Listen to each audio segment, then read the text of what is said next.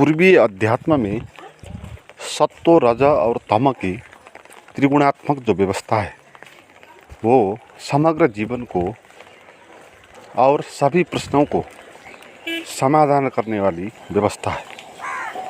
इस जीवन में जो कुछ भी होता है उस सब का पीछे का राज वो त्रिगुणात्मक व्यवस्था में छिपा है।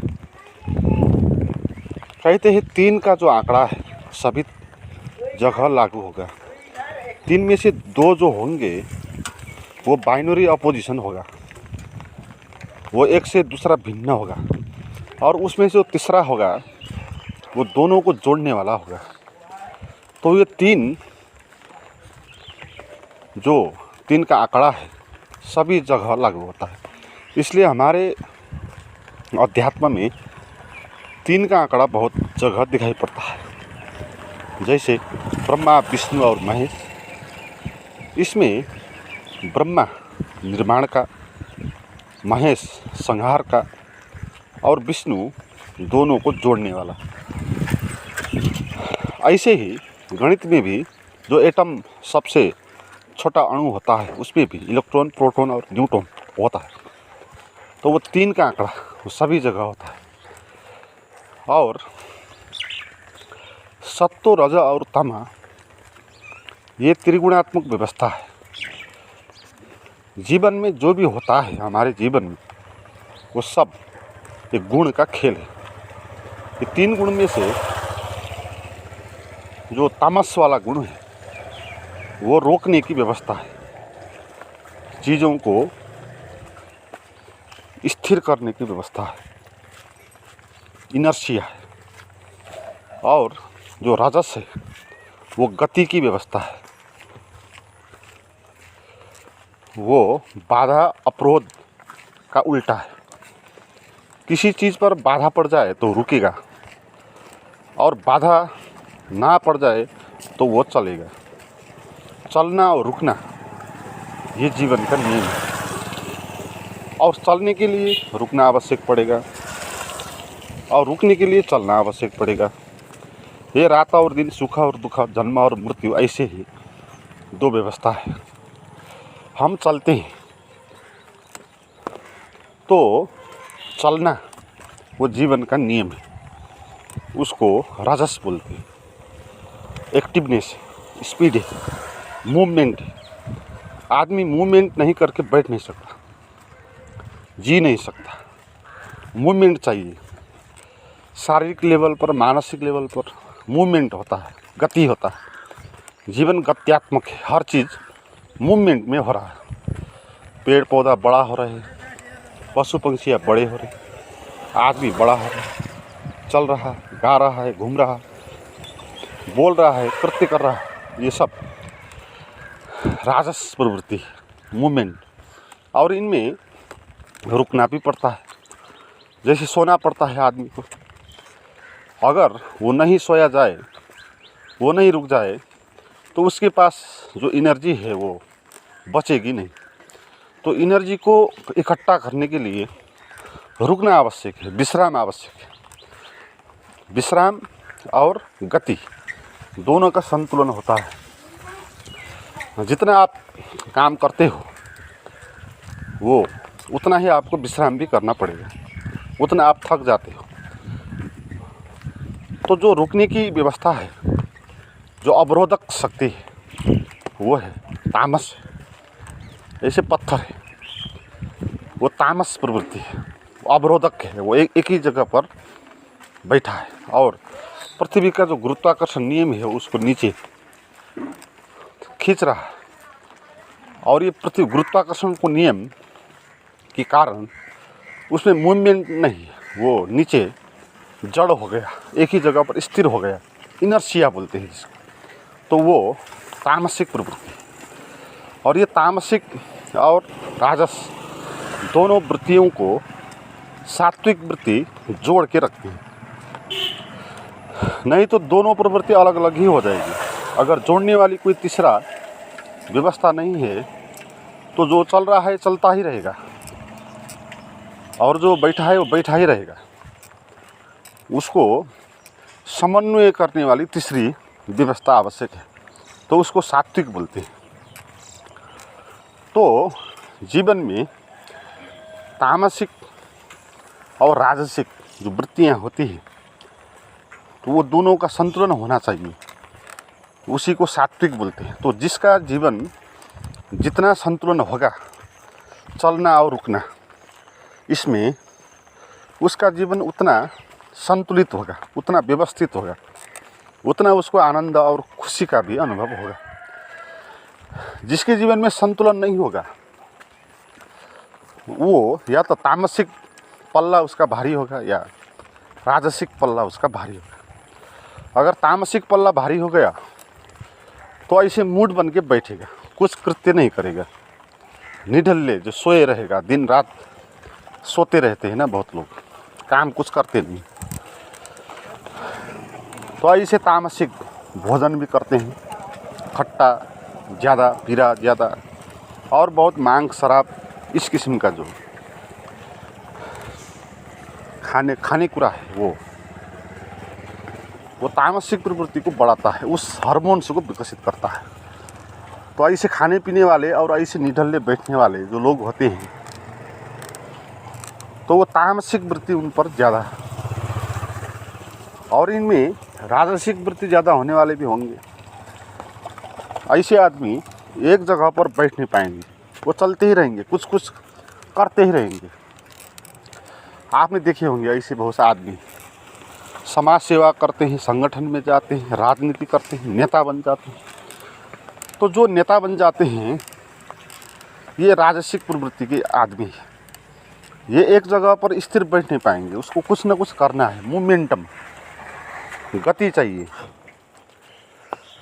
कुछ नहीं हुआ तो फ्रेंड्स के सर्कल में जाएंगे और गप्पे लड़ाएंगे, कुछ ना कुछ उसको करना है, वो अकेला बैठ नहीं पाएंगे।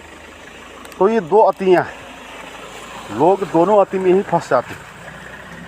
तो तामसिक अतियों में जाने वाले निढल्ले बैठ जाते हैं, वो अपने भीतर जो क्षुद्रतम तामसिक वृत्ति है, राक्षसी वृत्ति है, तो ऐसे वो बैठेंगे, वो कुछ करेंगे नहीं, और दुनिया और समाज के प्रति नकारात्मक चिंतन करेंगे। वो नकारात्मक चिंतन है तामसिक वृत्ति, दूसरों को खराब देखने वाली वृत्ति, और अपने को सही ठानता है, वो तामस है।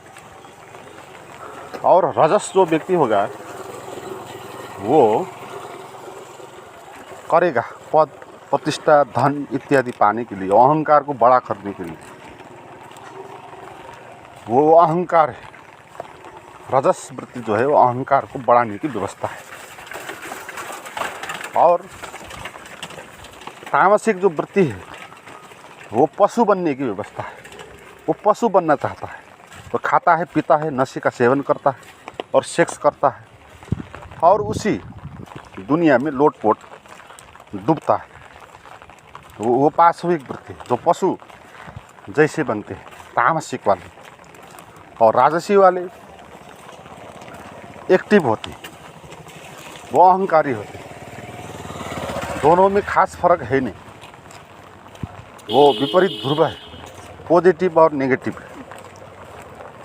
राजसिक वृत्ति वाले थोड़ा पॉजिटिव होंगे, दुनिया को पॉजिटिव तरीके से देखेंगे, आशाएं बनाएंगे, इच्छाएं पैदा करेंगे, और उस इच्छा और आशा को प्राप्त करने के लिए जूझेंगे, वो दौड़ेंगे, अंधाधुंध दौड़ में पड़ जाएंगे। मगर उस रास्ते में वो अपना अहंकार को बड़ा करने में ही लगेंगे, उनको कुछ मिलेगा नहीं।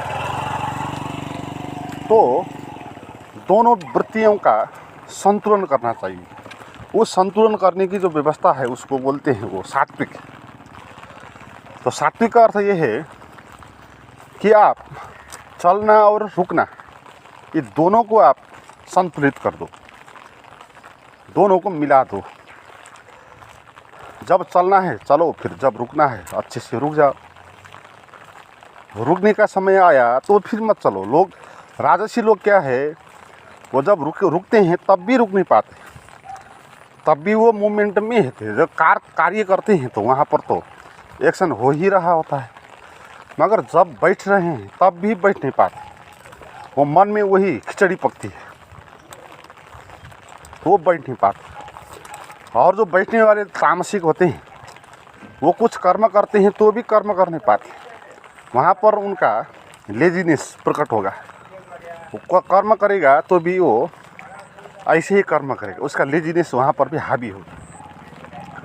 मगर जो दोनों को मिलाएंगे, जो सात्विक प्रवृत्ति जिसके पास ज़्यादा होगी, वो जब रुकते हैं तो अच्छे से रुकेंगे, जब कार्य करते हैं जब अच्छे से कार्य करेंगे। कार्य करने में रुकेंगे नहीं और रुकने में कार्य करेंगे नहीं, दोनों को मिला लेंगे अपनी अपनी जगह। तो वो सात्विक है, जिसके भीतर सात्विक गुण का विकास हो गया, तो इस तरह का आदमी हो। तो सात्विक सबसे अच्छी वृत्ति है, तो उसको बढ़ाना है। मगर अध्यात्म बोलता है कि ये सात्विक भी एक वृत्ति ही है, ये भी एक गुण है, त्रिगुण में ही आएगा। त्रिगुणातीत होना चाहिए, 3 गुणों से ही पार होना चाहिए। आध्यात्मिक व्यक्ति उसी को बोलते हैं, संत उसी को बोलते हैं। तो ये गुणों का खेल है। मगर तामसी से राजसी तक, राजसी से सात्विक जाना है और सात्विक से फिर त्रिगुणातीत अवस्था में जाना है। ये अध्यात्म का रास्ता है। आपके भीतर तामसिक वृत्ति ज़्यादा है तो आप कुछ करो, जो कुछ भी करते हो, मोमेंटम चाहिए आपके जीवन में। कुछ नहीं करते हो तो चलने लग जाओ, दौड़ने लग जाओ, व्यायाम करने लग जाओ, ध्यान करने लग जाओ। कुछ मिले ना मिले ये महत्वपूर्ण है नहीं। आपके शरीर में मूवमेंट को लाना है, ताकि आपके भीतर को जो राजसिक रसायन है तो उसको जगाना है। तो इसलिए जो तामसिक है ज़्यादा, तो उनको कुछ ना कुछ करना चाहिए, चाहे गलत हो चाहे सही हो, उससे कोई मतलब है नहीं। दौड़ सकते हैं, कुछ मिलेगा नहीं दौड़ के, मगर दौड़ने के कारण आपके भीतर वो हार्मोन्स एक्टिव हो जाएंगे जो दबे पड़े हैं। तो तामसिक से उठना है, तामसिक से उठने की यही व्यवस्था है। और इसमें कुछ भोजन की भी आवश्यकता होगी। आप ज़्यादा खट्टा, ज़्यादा पीरा, ज़्यादा मसालेदार ऐसा जो खाना है, उस किस्म का खाना बंद कर देना चाहिए। और ऐसे मांसाहार और शराब और नशे का सेवन, इस किस्म का भी बंद कर देना चाहिए। क्योंकि ये शरीर में नशा पैदा करने वाली जो चीज़ है, वो उन हार्मोन्स को एक्टिव करती है जो आपको तामसिक बनाती है। और व्यायाम और योगा और एक्टिव चाल, गति, अभ्यास, ये आपको उन हार्मोन्स को एक्टिव करेगी जो राजसिक वृत्ति के हार्मोन्स होते हैं। तो तामसिक से राजसी वृत्ति में आना है, फिर राजसी से सात्विकता में आना है। तो राजसी में जब उठेंगे आप, तब आपको थोड़ा सात्विक आने में मदद पहुंचेगा। क्योंकि आप थकेंगे तो विश्राम भी आपका अच्छा होगा, जो नहीं थकेगा उसका विश्राम अच्छा हो नहीं सकता। इसलिए ओशो अपने सन्यासी को बहुत एक्टिव मेडिटेशन करा देते, उनको थका देते थे। बहुत थकाने के बाद उनको विश्राम करना बोलना नहीं पड़ता, वो अपने आप ही विश्राम करते। तो विश्राम एक मज़ा हो जाता, परिपूर्ण विश्राम हो जाता। तो इसमें खाने पीने की व्यवस्था भी सुधारनी पड़ेगी आपको सात्विकता में आने के लिए। तो ऐसे कड़वे खट्टे ऐसे खाना और ऐसे नशे का सेवन नहीं करना चाहिए आप। ऐसे फल, ऐसे शुद्ध किस्म के जो खाने हैं, जो भोजन है, तो उसको करना आवश्यक होगा। तो वो आपके भीतर का वो एक्टिव करेंगे वो हार्मोन्स को। तो आपके जीवन में फिर एक बैलेंसिंग होगा, एक संतुलन होगा। आप जब चलेंगे तो चलेंगे, जब रुकेंगे तब रुकेंगे, चलने में नहीं रुकेंगे, रुकने में नहीं चलेंगे। तो इस तरह आप त्रिगुणों के पार चले जाएंगे जब आप ध्यान करेंगे। और ध्यान में आपका सात्विक गुण भी चले जाएगा। ध्यान कोई चौथा है, गुणों से उसका संबंध कुछ है नहीं। और गुण जहाँ तक होगा वहाँ तक आदमी ही होगा, वहाँ तक पशु ही होगा, वहाँ तक शरीर ही होगा। ये तीन जो गुण हैं ये शरीर में ही आधारित हैं, मन पे ही आधारित है। ध्यान मन और शरीर से पार का स्थिति है। तो मित्रों, आप इस किस्म से अपने जीवन में सक्रियता लाएं, फिर संतुलन बनाएं। तो कुछ गाइडेड मेडिटेशन आप मेरे साथ करना चाहते हैं तो उसके लिए मुझे बात कर सकते हैं, उसका नंबर डिस्क्रिप्शन में दिया हुआ है।